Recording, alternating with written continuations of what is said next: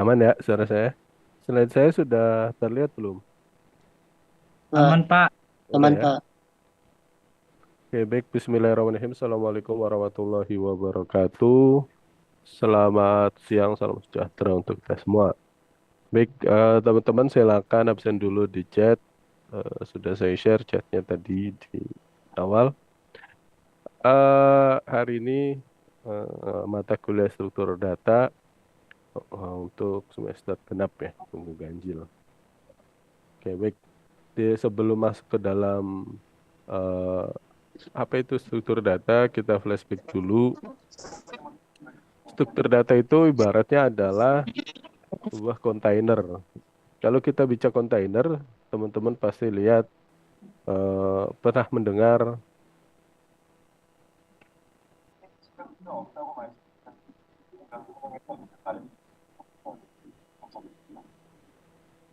Oke, kalau kita bicara kontainer, pasti teman-teman pernah mendengar kata mobil kontainer. Mobil berita pagi ini ke mobil kontainer terguling di Jalan Pantura, gitu kan. Nah, artinya kalau kita bicara kontainer, ada mobil, terus kemudian ada juga tempat penyimpanan box itu disebut juga kontainer. Nah, kontainer-kontainer itu adalah tempat penyimpanan. Kalau kita bicara kontainer mobil, berarti tempat penyimpanan atau pengiriman barang dari tempat A ke tempat B, dari Cirebon menuju Kintamani atau dari Cirebon menuju pelabuhan, dari Cirebon menuju ke Jakarta dan seterusnya. Artinya kontainer itu adalah penyimpanan benda yang bisa disimpan oleh benda apapun. Kalau kontainer box itu bisa menyimpan hal-hal yang sifatnya mungkin lebih kecil, disesuaikan dengan size dan bentuknya sehingga kontainer itu dapat bisa bermanfaat. Apa hal yang bisa dilakukan di dalam kontainer? Pertama adalah kontainer itu bisa menaruh benda, mengambil benda, lalu kemudian mencari benda atau juga mengosongkan. Nah, kalau kita bicara kontainer, benda-benda itu disebut sebagai data. Berarti jangan Kalau di kita situ benernya ini, kotak. ini yang bocor lagi. Cek beli Audio saya nggak jadi co-host ya, lupa. Ya baiklah. Oke, jadi kita lanjut aja dulu teman-teman. Oke, baik.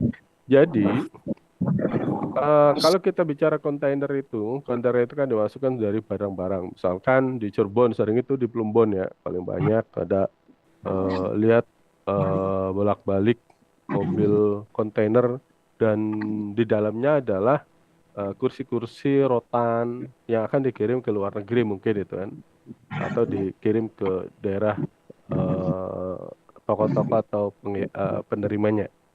Nah, kursi-kursi rotan tersebut adalah ibaratnya sebuah data. Jadi eh, kontainer ada tempat penyimpanannya dan kursi-kursi rotan adalah data yang akan diaksesnya.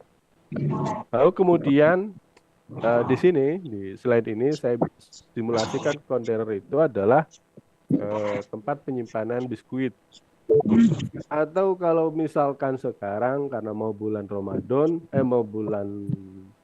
sedang bulan Ramadan mau Idul Fitri, kita bisa melihat kontainer-kontainer toples-toples. Kalau bahasa kitanya adalah toples-toples diisi rengginang, toples-toples diisi permen, toples-toples diisi apalagi ya biskuit.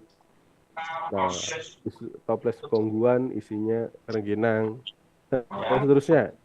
Nah, rengginang-rengginang itu adalah ibarat sebuah data. Jadi kalau misalkan orang tua teman-teman, ibu, bapak memasukkan rengginang, itu adalah mengibaratkan sebuah data masukkan dalam kontainer.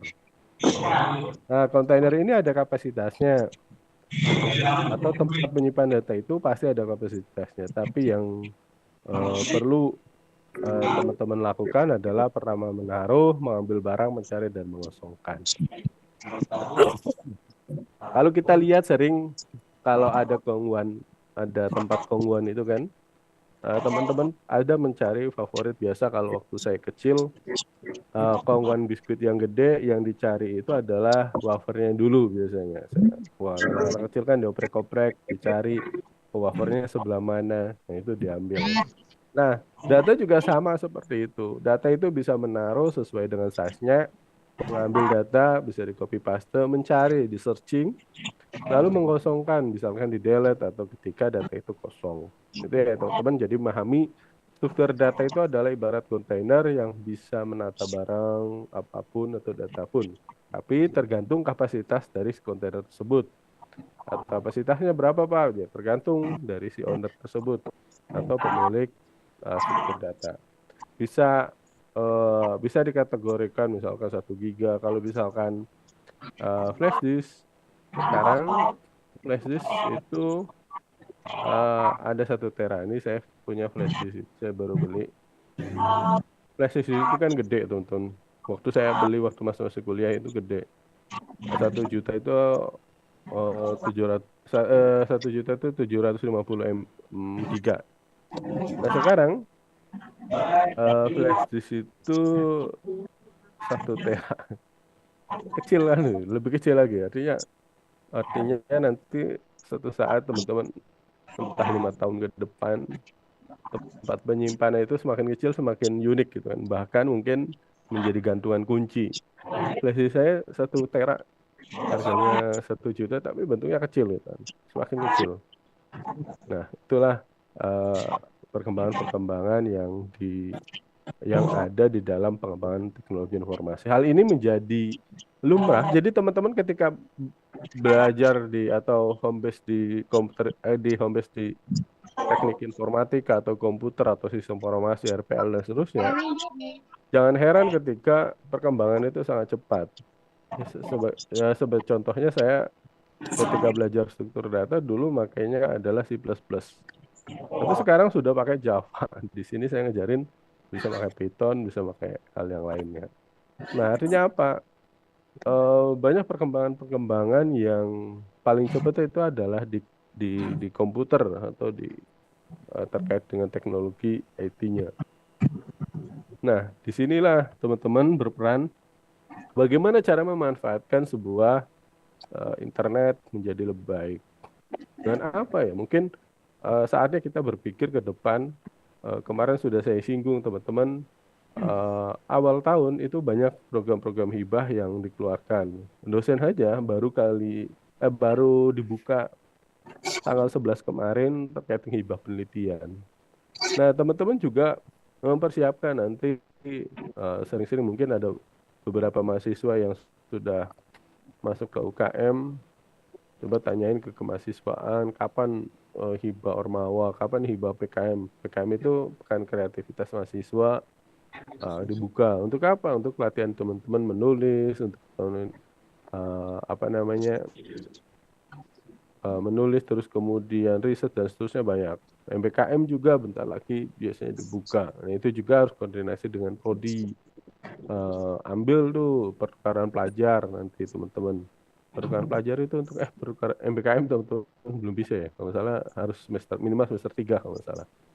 Kalau tidak salah ya, kalau ada kebijakan baru terkait dengan MBKM ya boleh diikutin. Ambil tuh pertukaran pelajar teman-teman, ambil belajar di Jogja atau belajar di Bali. Bali ada. Terus kemudian atau di Jakarta. Nah, ambil tuh, ini kesempatan emas untuk teman-teman belajar di negeri. Terus kemudian pengalamannya bagus-bagus dan wisatanya, nah itu bonus wisata sama jalan-jalan. Nah itu yang terpenting adalah diongkosin oleh kementerian. Nah itu teman-teman yang harus bisa diraih. Nah itu terkait dengan perkembangan yang lain. Nah di dalam struktur data itu ada beberapa teori atau algoritma yang teman-teman harus coba, yang nanti akan kita bahas, yaitu adanya namanya list. List itu apa? Sebuah list adalah kumpulan benda di mana setiap benda memiliki posisi. Setiap benda di dalam list dapat diakses melalui indeksnya. Contoh paling gampang adalah array. Teman-teman kalau misalkan belajar algoritma pemrograman di semester 1, nanti semester 2 juga ada algoritma pemrograman, pasti ada array. Array itu adalah Array dia akan mengakses indeksnya. Misalkan posisi di sini ada koin satu, koin 2, koin 3, koin 4. Itu ibaratnya adalah indeksnya. Nah, nilainya, value-nya itu berbeda dengan nilai yang indeksnya. Misalkan indeks satu itu 100, indeks 2 itu 50, indeks 3 itu 200, indeks 4 itu 150. Jadi, ketika kita akses indeks kedua, maka datanya adalah 50. Nah, itu terkait dengan list, teman-teman. Kalau kita bicara array seperti itu. Ini singkat ya, nanti secara detail akan dipelajari satu persatu. Lalu ada lagi misalkan stack atau tumpukan. Kalau kita bicara tumpukan, itu adalah kumpulan data. Nah, ini simulasinya benda ya. Kumpulan benda di mana hanya benda yang most recently insert dapat diakses. Teman-teman bayangkan tumpukan koran, benda yang paling terakhir ditambahkan, ditaruh tumpukan paling atas atau top. Nah, operasi stack ini biasa membutuhkan waktu konstan. Nah, biasa di sini ada teknologi uh, LIFO ya. Biasanya kalau di sini ada LIFO, yaitu last in first out. Last in itu adalah terakhir masuk, keluar duluan. Nah, ibaratnya teman-teman kalau misalkan sholat tarawih, terakhir masuk masjid, paling belakang keluarnya duluan. Nah, itu kira-kira gitu jauhnya. Nah, last in first out. Kan nggak mungkin kan? Kalau eh, saya datang terakhir di masjid dapatnya paling depan kecuali yang maju. Saya datang terakhir pulang duluan. Nah, itu sering dialami ketika bulan suci Ramadan banyak rame jadi masjid. Nah, itu teman-teman, stack itu adalah tumpukan, tumpukan satu, tumpukan dua, tumpukan tiga, tumpukan empat. Gak mungkin kan kita ngambil yang paling pertama. Paling pertama itu posisinya paling bawah. Ketika yang ngambil paling bawah otomatis ketika kita tarik. Nah, ini analoginya ya, analoginya dulu. Ketika tarik, maka itu akan yang di atasnya akan goyang. Akan berantakan kalau misalnya jatuh atau misalkan ditarik paksa akan bergeser. Logikanya seperti itu. Maka bagaimana supaya rapi? Maka yang terakhir masuk itu kan posisinya ada di atas, jadi top. Maka keluar duluan lah, keluar duluan, keluar duluan. Maka itu disebut last in first out. Biasa metode yang ada di itu. Nah, biasanya last in first out itu eh, di beberapa gudang atau teknik gudang itu akan dilakukan. Misalnya dalam strategi penumpukan gudang-gudang yang tidak memiliki expired ya datanya tuh. Datanya tidak memiliki expired, contohnya seperti ini. Kalau misalkan kita gudangnya adalah bukan data, misalkan contoh semen gitu kan. Semen nggak mungkin kita akan eh, tumpuk, akan numpuk satu, dua, tiga, misalkan ada berapa sak. Nggak mungkin kita ngambilnya adalah paling bawah. Berat. Maka ambillah taring yang terakhir atau di paling atas, diambil. Kenapa? Karena perhatikan, ketika menggunakan teori ini, ada yang namanya terhadap data atau benda yang tidak memiliki expired. Nah, itu harus diperhatikan. Kalau data memiliki expired, ya itu resiko. Nanti plus minusnya adalah kalau misalkan dia memiliki resiko, memiliki expired, yang nggak cocok di dalam teori ini. Nah, itu teman-teman. Pasti teman-teman paham. Kalau contoh laginya adalah tumpukan teman-teman ketika nyetrika. Tumpukan kalau nyetrika tumpuk satu, dua, tiga. Nah, ada yang mau ambil baju yang paling bawah. Nggak mungkin ambil bawah kalau misalkan tidak dari atas dulu. Kalau ngambil dari bawah ya pasti diangkat dulu kan yang di atasnya, baru diambil. Nah, itu juga eh, apa namanya harus diperhatikan dari si benda atau si data tersebut. Itu terkait dengan stack atau tumpukan. Ini masih teori-teori ya. Lalu kemudian ada namanya queue, antrian. Kalau kita secara teorinya, queue itu adalah kumpulan benda di mana hanya benda yang last recent insert dapat diakses. Bayangkan antrian printer job pada jaringan. Benda yang paling awal ditambahkan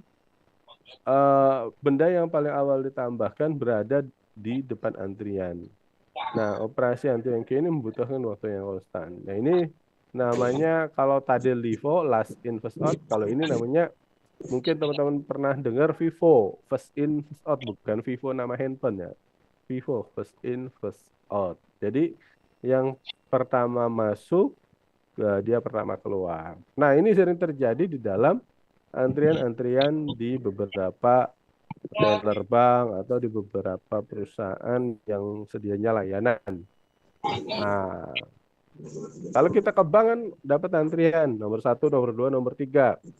Nggak mungkin dipanggil dulu nomor lima. Nah, itu nanti ada curang. Nah, itu kira-kira seperti itu. Jadi teman-teman last in, first out. Ini paling mudah ya. Paling mudah pemahamannya. Oke, lanjut. Nah, ini masih teori sedikit lah. Nah, ada yang namanya set tambah. Set adalah struktur data yang tidak mengizinkan duplikasi data. Bandingkan dengan struktur data lain mengizinkan dengan data yang sama. Nah, teman-teman, ketika menyimpan data tambahan atau set, maka data itu tidak boleh sama dengan data yang lainnya, harus unik.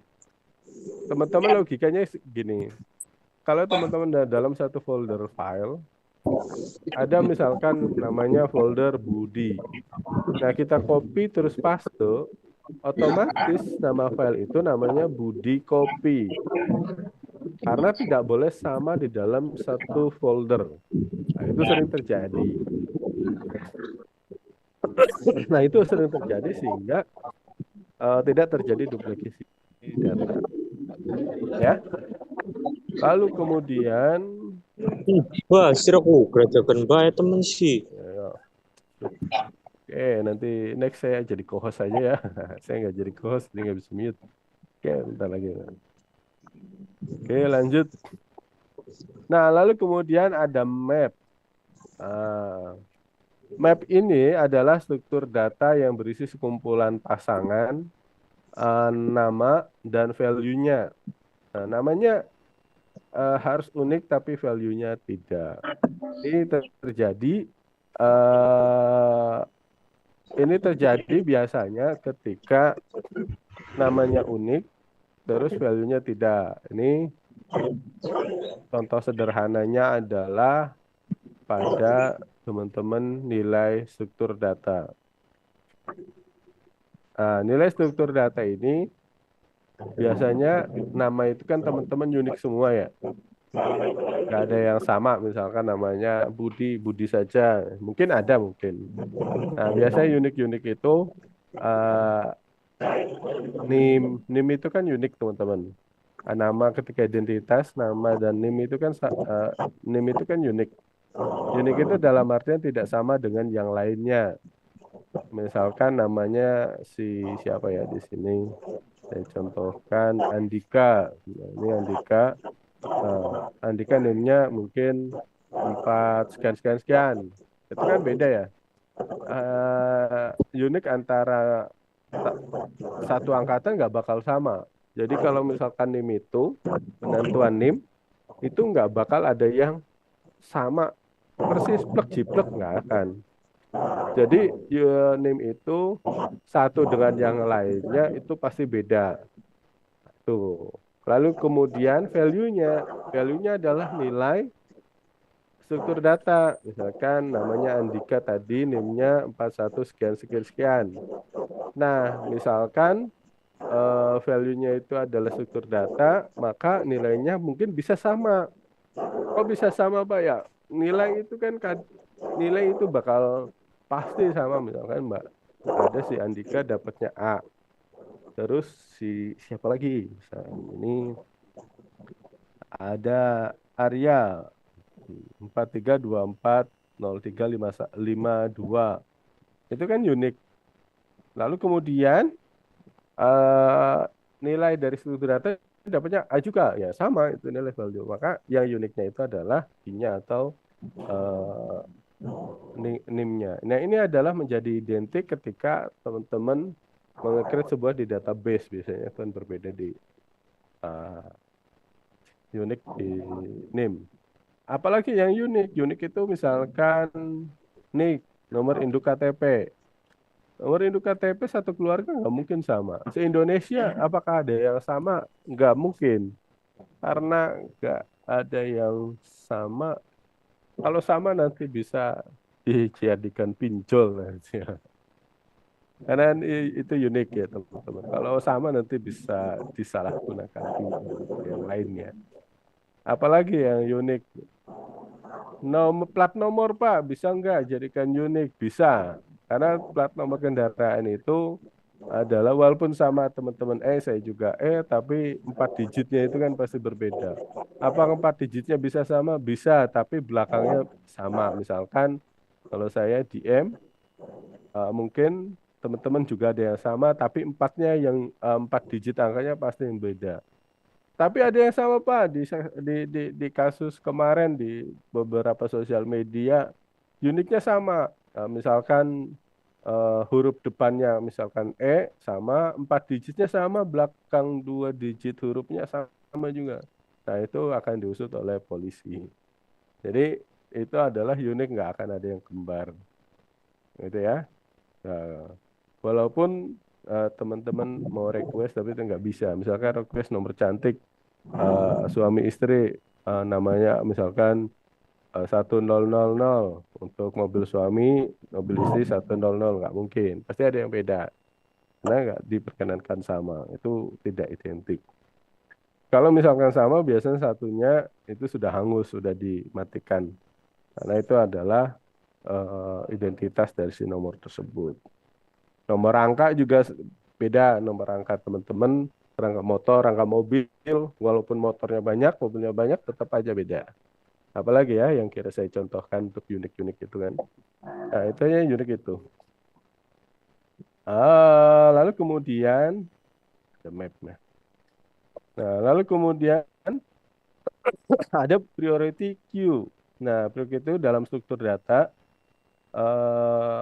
yang tiap elemennya data dapat memiliki nilai prioritas. Data dengan nilai prioritas tertinggilah yang dapat diakses terlebih dulu. Nah, ini jarang digunakan oleh antrian-antrian yang lainnya. Biasanya kalau priority itu mempunyai antrian sendiri. Kalau priority itu memiliki kekhususan. Kalau di bank itu kan ada namanya nasabah prioritas. Kalau di BCA juga ada nasabah prioritas. Ya, nasabah prioritas itu memiliki aset yang luar biasa sehingga dikategorikan prioritas. Jadi tidak semua data atau benda itu dikatakan prioritas. Lalu ada lagi tadi Q. Oke. Untuk hari ini nggak panjang-panjang teman-teman karena bulan puasa kalau ngoceh terus nanti haus sayanya. Jadi teman-teman kalau misalnya kelamaan tak ngantuk. Oke, itu aja ada yang ditanyakan pada materi hari ini. Nah, ini Java Collection. Nah, ini toolsnya ya. Dulu pakai itu bisa di ini. Oke, ada yang ditanyakan pada siang hari ini? Tidak ada. Tidak ada ya. Cukup absen semua udah ya. Oke, terima kasih teman-teman. Silakan istirahat karena jam ini adalah jam-jam ngantuk. Nah, jadi silakan lanjut untuk istirahat. Sama saya juga jam-jam rawan untuk konsen. Oke, terima kasih. Mohon maaf bila ada kurangan. Materinya di-share tidak? Oke, boleh saya share. Saya share di sini ya. Saya share. Bentar, saya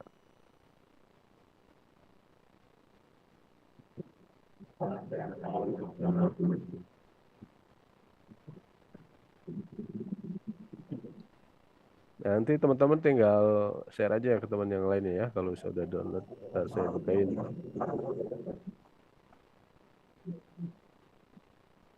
Oke, wait. Sudah diterima belum? Belum. Masih loading teman-teman, sabar. Nah,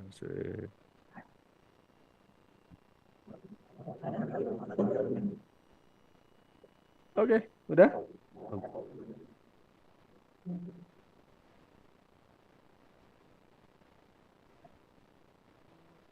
Oke, sudah. Centang hijau. Silakan di-download dulu sebelum saya live dulu. Kalau misalkan udah bilang udah, kalau belum nanti saya belum tutup dulu.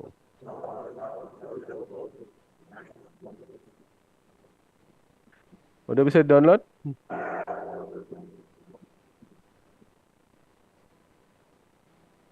Oke, sudah. Bagi e-book rekomendasi teorinya banyak. Teorinya banyak e-book. Eh, Cuma saya nggak dilampirin, biasanya di refresh terakhir biasanya kalau e-booknya. Karena ada yang berbahasa Inggris dan ya rata-rata bahasa Inggris karena di luar e-booknya. Oke, terima kasih teman-teman. Mohon maaf bila kurangan. Silakan di-download dulu untuk materi-materinya. Hari ini tidak ada tugas, jadi teman-teman bisa santai lagi. Mohon Terima maaf kasih bila ada Pak Bodi. kurangan. Terima kasih sama-sama. Assalamualaikum warahmatullahi wabarakatuh. Waalaikumsalam. Waalaikumsalam warahmatullahi